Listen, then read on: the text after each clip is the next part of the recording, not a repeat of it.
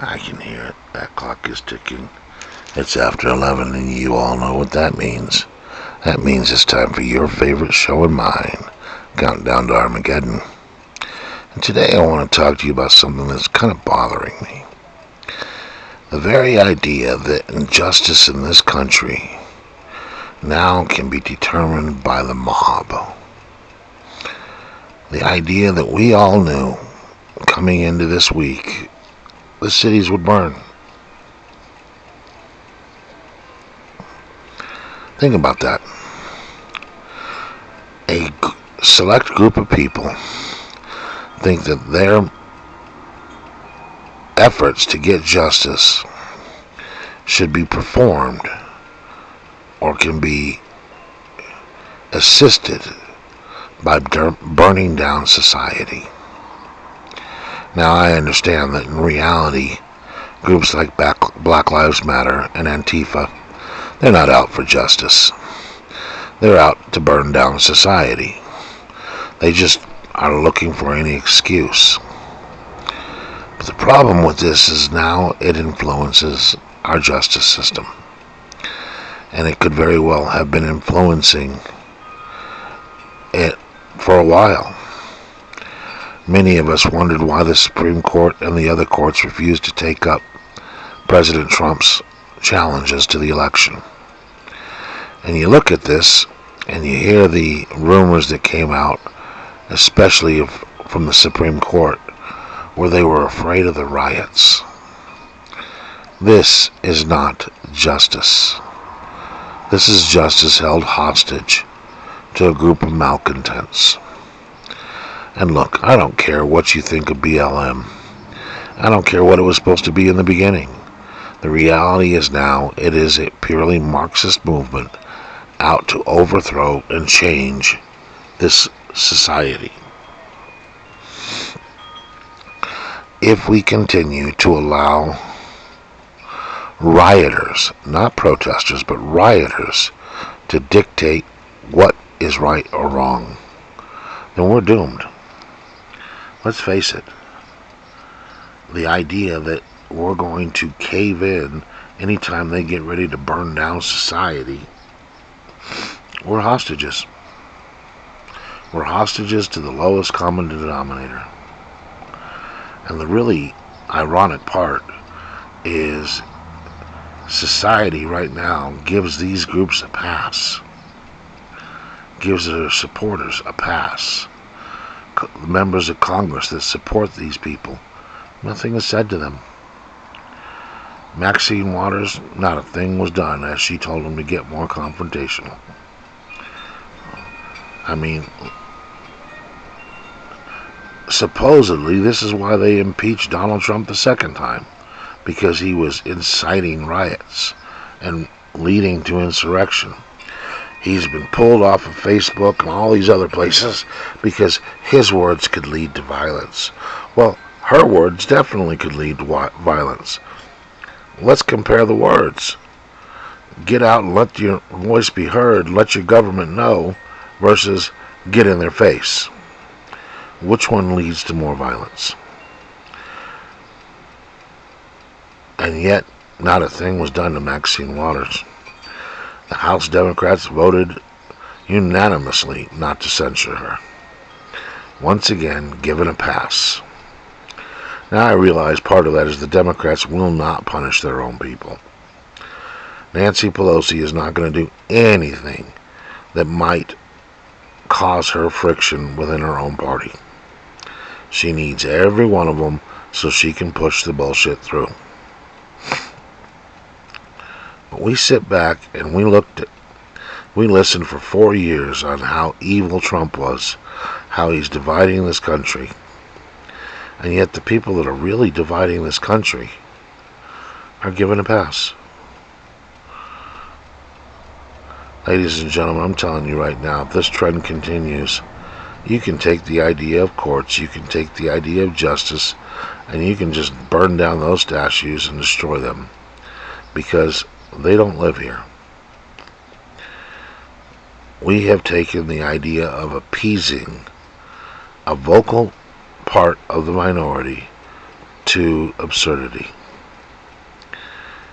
Now look, I'm not saying that Kavanaugh deserved to be found not guilty. Nope. Was there reasonable doubt whether or not he killed the guy? I think in all reality, yeah, there is reasonable doubt. Is what he did wrong? Without a doubt. Did he contribute? Without a doubt. And should those gentlemen, other officers that were standing there, have been punished also? No doubt in my mind. Because you cannot have honest police reform when the good cops sit back and let bad cops get away with things. I mean, forgive me for this, but AOC was right. It isn't justice when most of the people that are involved get a walk. But it goes both ways. If we shouldn't be giving those 3 officers a walk, then we shouldn't be giving Maxine Waters a walk either. Society has got to stand up for what is right. We have to determine, is our system a justice system, or is our system just something that'll cave to the will of the mob? And if you're sitting back thinking, well, the protesters were right, the protesters may have been right. The rioters were not. And when we allow the mob to choose what we're going to do, we as a society are doomed. Because the mob is fickle. The mob 1 minute will support you, the next minute will destroy you. Cancel culture has a tendency to eat itself.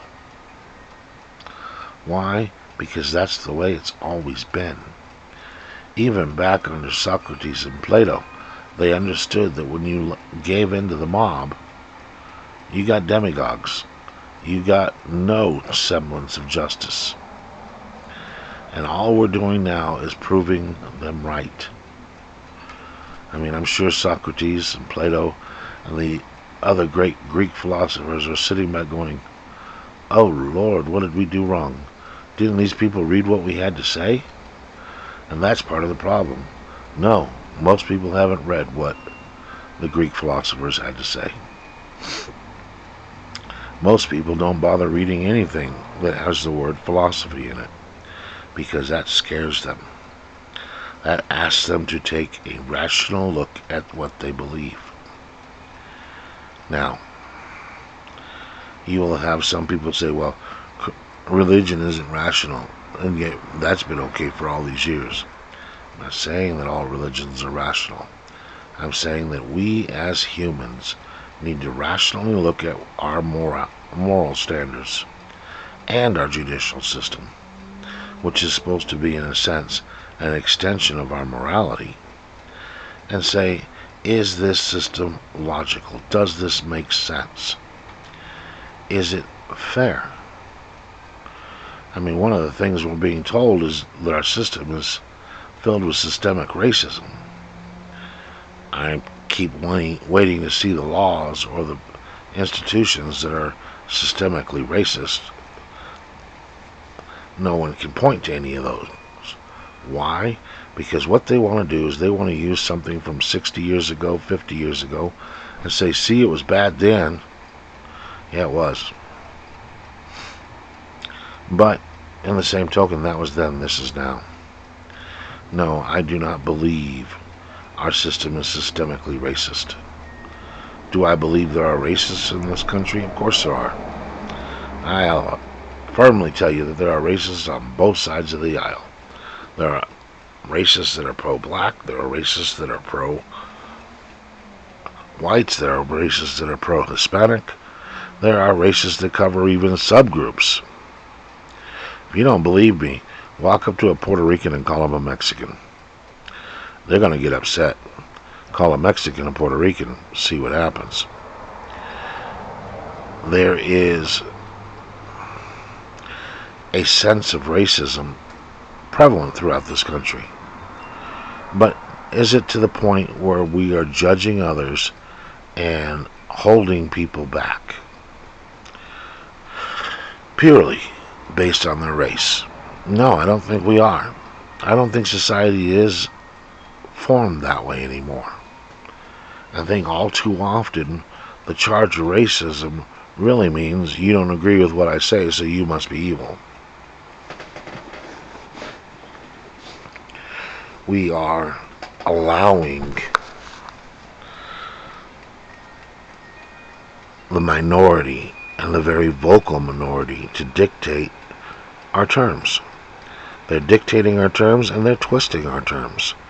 You got Biden trying to tell you that bipartisan now means he got a Republican somewhere to agree with it. That's not bipartisan. Bipartisan should represent an idea that is overwhelmingly supported on both sides of the aisle, not where you have a token agreement. That's not bipartisan. That's simply tokenism. We have Biden trying to tell us infrastructure includes all these things that have nothing to do with infrastructure.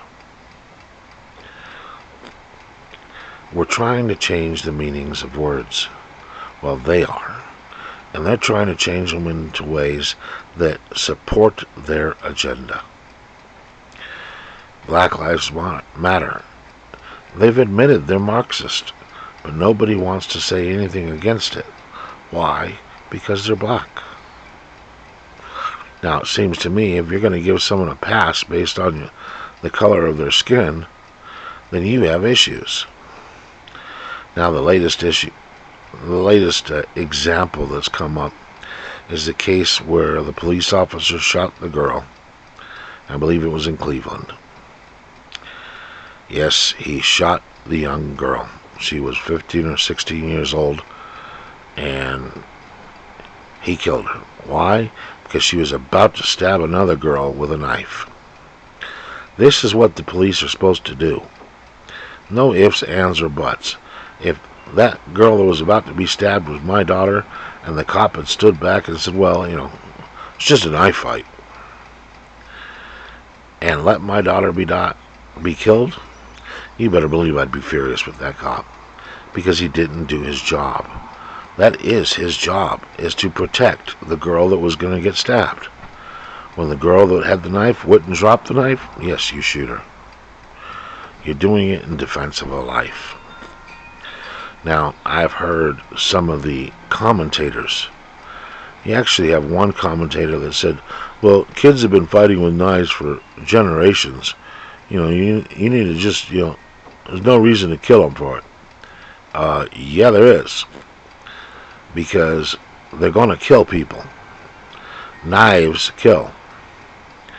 You don't believe me? Go to Great Britain. England has enough trouble with knives that they almost are trying to get into a ban of those now. The bottom line is, when you're allowing one group of people or anybody to just blatantly break the law, it's not good. When you're trying to justify this by saying such stupid things as, well, people have been fighting with knives forever, no reason to kill them. No, just because one of them is probably going to end up coming out of this thing dead. You don't generally stab someone because you like them. I mean, it's absurd. And what it really is saying is the cops shouldn't shoot somebody who's black. This is the most racist statement I have heard. It's right up there with black people can't get ID. I'm sorry. If you are one of those people who think that minorities are too stupid to get an ID, then you need help. If you're going to sit there and go, well, they can't get an ID because, sometimes, like even in Texas, they have to go over 100 miles to get to the nearest DMV. Well, yeah, I understand there are some rural, very rural parts of this country where they don't have a DMV next door. That is a minority, an extreme minority, and guess what? It applies to the whites that live there too, because the blacks are no less intelligent than the whites in their communities.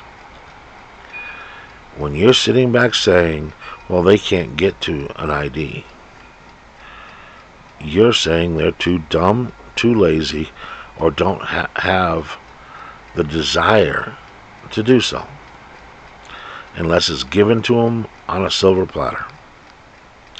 And that's just wrong. Over 80% of this country has an identification, a government-issued ID. And that should be proof that it's not hard to get an ID. And a lot of states actually will give them the ID for free. And now I heard one girl tell me that, well, in order to get an ID, you got to get a birth certificate, you got to get this, you got to get that. Yeah, and what? They can't do it? Stop being so racist that you think that just because of the color of their skin means they can't do something. I'm here to tell you, folks, in the Hispanic community, in the black community, in any community, the people that want to get an identification so they can go vote will do so. What's going to happen if you actually make mandatory ID laws is the people that are not allowed to vote won't be allowed to vote. They won't be able to go in because they won't have an identification that proves they have the right to vote. That's what it's really about. You can sit there and make up lame-ass excuses, try to cloak yourself in this anti-racist talk, but the reality is you're a racist and you just want to make sure that illegal people can vote. Now, you're going to sit back and say, Publius, I don't know about all of this. Your view is a little bit out there. My view is a little bit called common sense. We cannot let the mob dictate our lives. We need to stand up to the mob. We need to stand up to the racists that want to judge us based on our skin color. We need to put a stop to it. And we need to be in a society that stands for something, stands for justice. And that means going after people of both parties and holding them accountable and saying, no, this is wrong. You can't go up to Minnesota, Maxine, demand police protection while you're telling the mob to go out there and become violent. You can pretend all you want that telling them to be more confrontational isn't an invitation to violence, but everybody knows the truth. And we need to stop letting party dictate what we see and what we hear. It's time to stand up. Will we? I doubt it. Let's face it, people like their biases. They like being prejudiced. They like thinking their side's the great, wonderful side. And the reality is, the only people that really win out of any of this is not us. The people never win. It's time to stop this before it's way too late.